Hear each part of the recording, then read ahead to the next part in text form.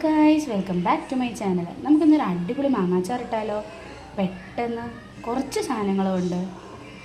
പോകാം വീഡിയോയിലേക്ക്. അതുപോലെ തന്നെ വീഡിയോ ഇഷ്ടപ്പെടുവാണെങ്കിൽ ലൈക്ക് ചെയ്യുക, ഷെയർ ചെയ്യുക, സബ്സ്ക്രൈബ് ചെയ്യുക. പോകാം വീഡിയോയിലേക്ക്. നമുക്ക് ചീനച്ചട്ടി വെച്ചിട്ടുണ്ട്. ചീനച്ചട്ടി നന്നായിട്ട് ചൂടായിട്ടുണ്ട്. അതിലേക്ക് നമുക്ക് വെളിച്ചെണ്ണ ഒഴിച്ച് കൊടുക്കാം. ഞാൻ ഈ പ്രാവശ്യം വെളിച്ചെണ്ണയില്ല കേട്ടോ ഇടുന്നത്. ഈ ഒരു അച്ചാറിൻ്റെ ടേസ്റ്റ് വെളിച്ചെണ്ണയിലിടുന്നതാണ്. വേണമെങ്കിൽ നിങ്ങൾക്ക് നല്ലെണ്ണ യൂസ് ചെയ്യാം കേട്ടോ. വെളിച്ചെണ്ണ നന്നായിട്ട് ചൂടായിട്ടുണ്ട്. അതിലേക്ക് നമുക്ക് കടുക് ഇട്ട് കൊടുക്കാം. കടുകിൻ്റെ കൂടെ തന്നെ ഉലുവ ഇട്ട് കൊടുക്കാം. മുളക് പൊടി ഇട്ട് കൊടുക്കാം.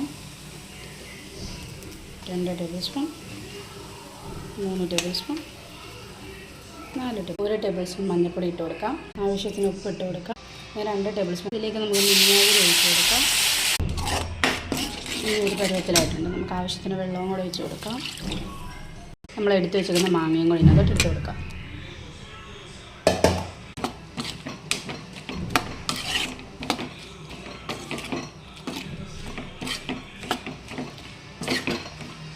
പഞ്ചസാര ചേർത്ത് കൊടുക്കാം.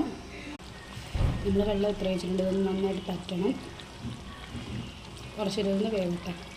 മൂടി വെച്ച് കൊടുക്കാം. എന്നിട്ട് പിന്നെ കാണാം.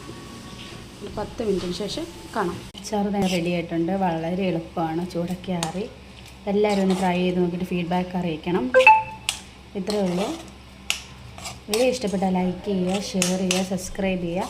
മറ്റൊരു വീഡിയോ ആയിട്ട് വീണ്ടും കാണാം. Bye from Gopika.